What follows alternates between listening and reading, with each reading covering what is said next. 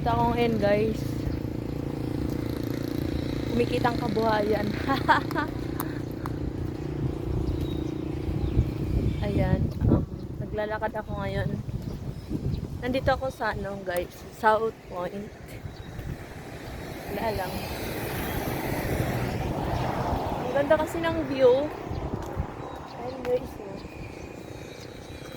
Meron pa yan doon sa loob.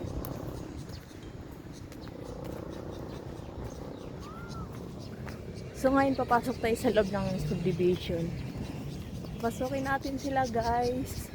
Mukha akong tanga dito. Magsasalita mag-isa. Ganda nang mapuwa dito guys sa loob.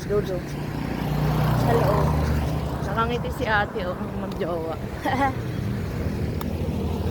Mga dumadaan sa akin dito guys nagpakangiti Bakit kaya? Wala lang. So, ayan yung nilalakaran ko. May sumisigaw. Ayan. So, ayan guys, magbababay muna ako. Mamaya na lang. Kasi papasok ako sa loob.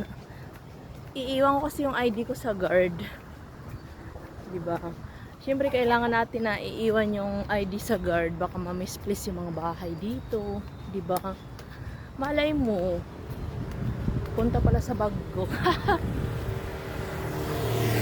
And hiningitian ako ng mga taong nakadadaanan ko guys. Ayan. Bakit kaya? Siguro ko kilala nila ako. Nahiya ako guys. Umakasalubong ako. Bye. Ang ganda naman talaga guys ng view. Ayan na-miss lang talaga ako. Diba guys? Parang malungkot. Late na ako guys sa aking late na ako sa aking extra service.